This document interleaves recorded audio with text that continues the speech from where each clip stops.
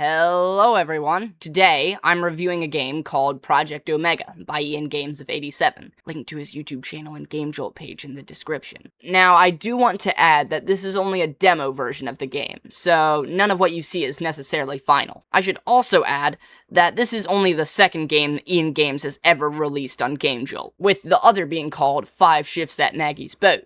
This is the sequel to that game. Yeah, let's get into this.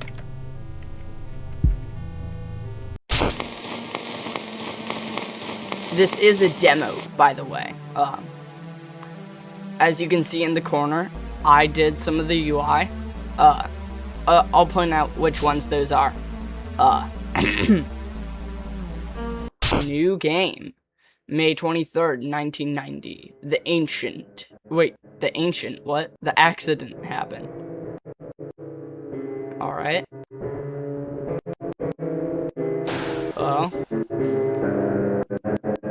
I have played this a little bit beforehand, so, like, I know some of the things that happen. But only, like, a little bit.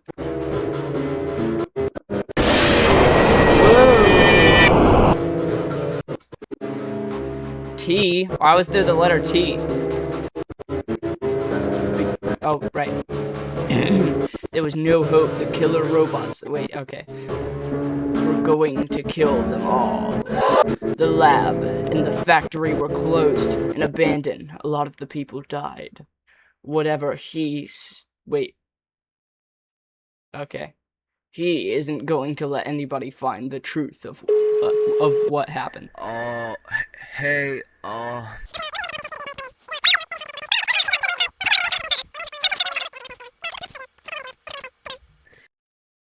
Okay, so first of all, I am not a big fan of, like, okay, I hate to say this.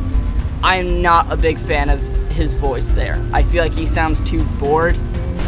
I still agree with this. I think he could benefit from a real voice actor. It really does just sound like he's making this up on the spot, which is actually what I'm doing right now, so just forget about that.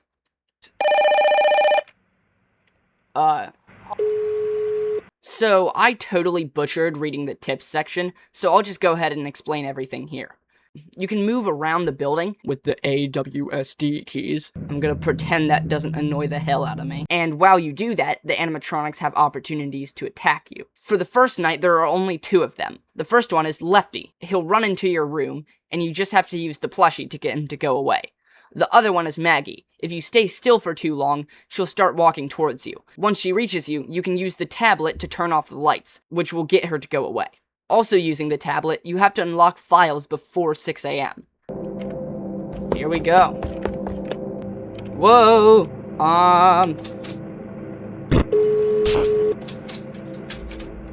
Alright, I guess my exposure's pretty much gone.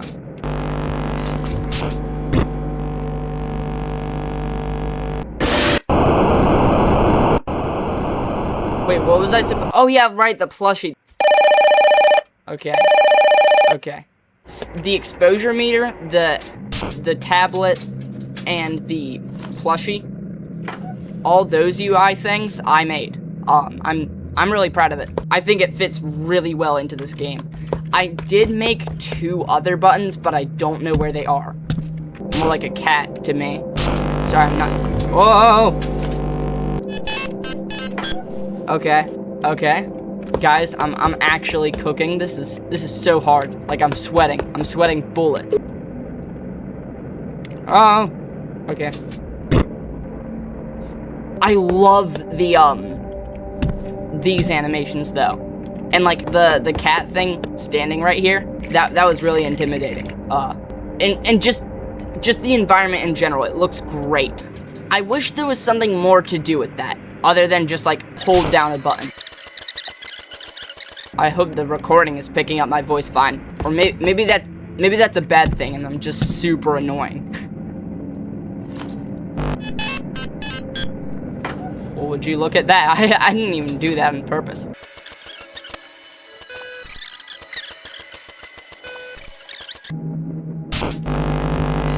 Oh my god. Okay. Dang it. Yeah, I reacted way too late.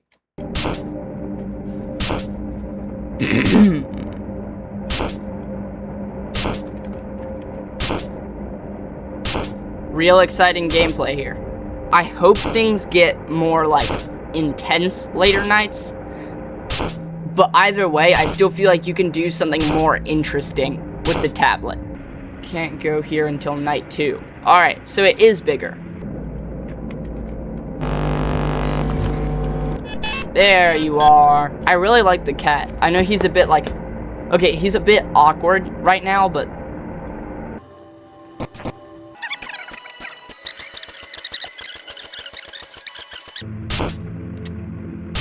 So, nice weather we're having.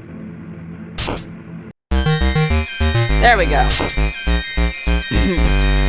Have a good sleep. Welcome to Rigby's game.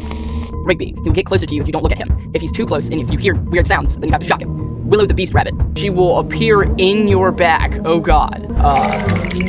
I guess they're like inside your spine or something. So, better be careful. You have to turn by pressing. You have to turn by pressing space. This is the button I was talking about, by the way.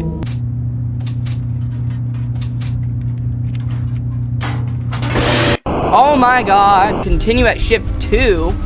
What? No. Na, na, na.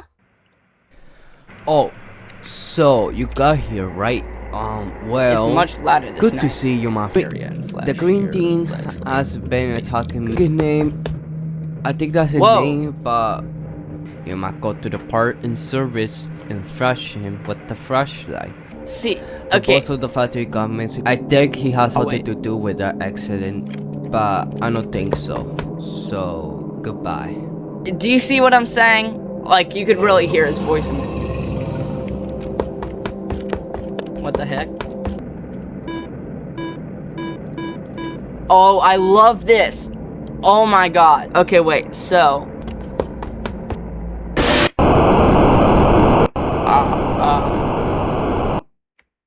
Alright.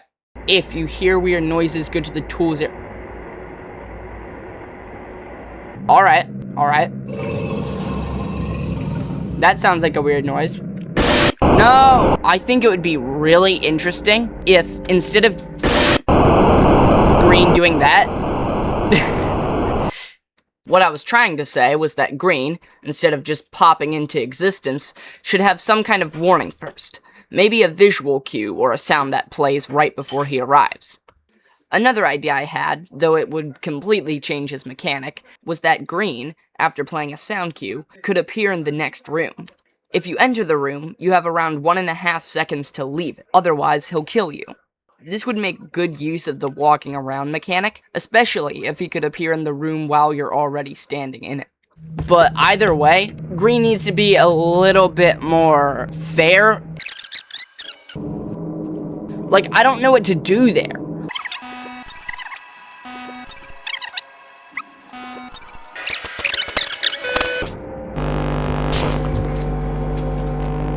Alright, he really wants me to move, so I guess I am supposed to move. Here, if you hear a weird noise, then go to the tools area and flash your flashlight with the space key.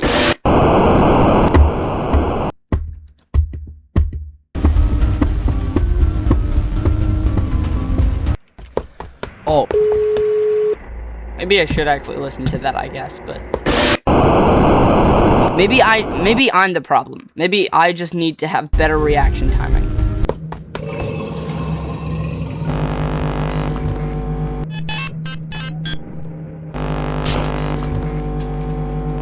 See, I really think Green...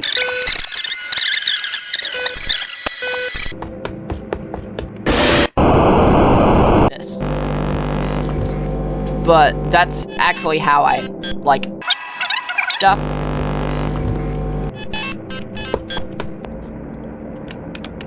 This is the parts and service room. That makes so much more sense. He just needs to add like just a little text bar that says what room you're in.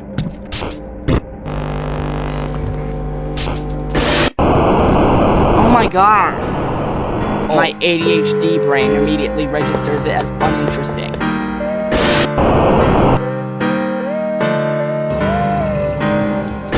Oh my god!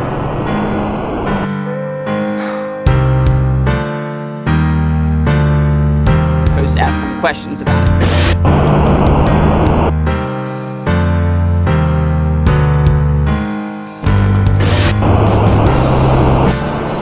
Is this just me?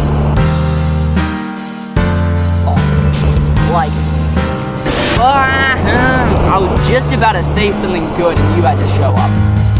I've been recording for 48 minutes so far, and I bet you most of that time was just dying over and over again.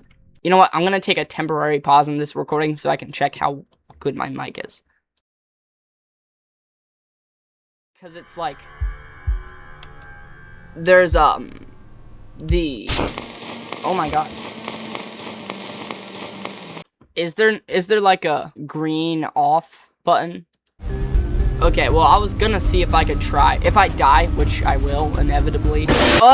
My ADHD is making me, like, immediately switch topics. There's a gun, and it's right next to my head, and it's being held by ADHD. And he's saying, you have to switch topics right now.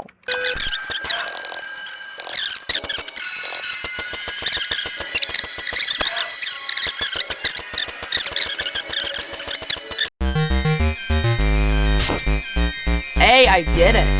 I wish when I died to that, like, in-between night section, I actually, like, there was another chance to beat it. I have pretty disproportionate muscles, don't mind me. This is what I look like in real life. Like, exactly. Down to every detail. This is what I look like. There's 2 of them! Oh. Okay, that's gotta be on purpose. Is this like a code?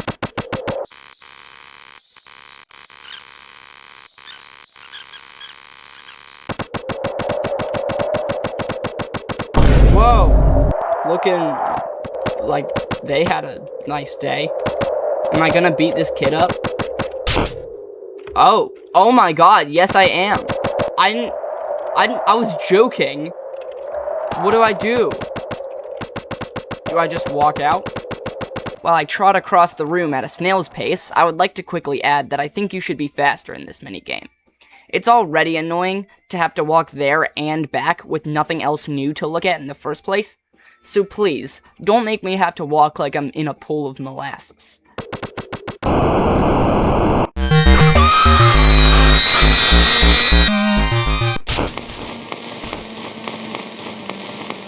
What happens? I thought I, like, finished the demo.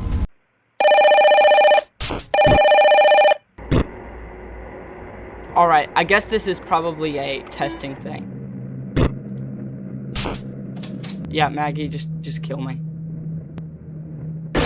There's 2 of them! I was right! So, what are my thoughts on Project Omega? First of all, visually, I love it. It doesn't have the best animations, but for such a new creator, it really doesn't need to be perfect. It has a clear style, and I can instantly feel the atmosphere when I join. I like both Withered Maggie and the cat's design, and he even manages to make the spooky pair of pants intimidating. But gameplay-wise, well, first of all, Maggie and the cat are a little too easy. I ended up just flying past every single encounter, because all you have to do to get rid of them is just click a button. I think there's a little more he can do with their mechanics to make them harder to deal with. Green, on the other hand, he's hard to deal with, and for the wrong reason. There's nothing there that makes his arrival notable. Not a sound cue, not a visual cue, he just appears. And I kept dying to him because of what at least felt like RNG. Green complaining aside, the monster is definitely the best. Or, I think that's his name. He utilizes your ability to walk around the rooms by forcing you to go to his specific location. The only problem with him is that it isn't exactly clear which room is the parts and service room. But that's a pretty easy problem to fix. So, how would I change these mechanics? Now, this is just my idea of how I could change the gameplay, so it might not be the creator's vision for the game. But I think it's fun to try anyway. Here it is. First off, the exposure meter. The exposure meter will rise when you're standing still for too long, and will rise twice as fast when unlocking files. Since moving around makes sound, if your exposure meter is below half, moving will also raise it by 1 tick. This will stop people from just spamming W. Once you stop moving, that 1 tick will go away. Next up, I would like to change the way that you unlock the files. You won't just be holding down a button for the entire game, but instead doing a mini game. I was thinking something simple, like the one in Secret of the Mimic. Along with this, the tablet doesn't have enough energy to go the whole night, so you'll have to search around the rooms for batteries. Now for the animatronics. First up is Maggie.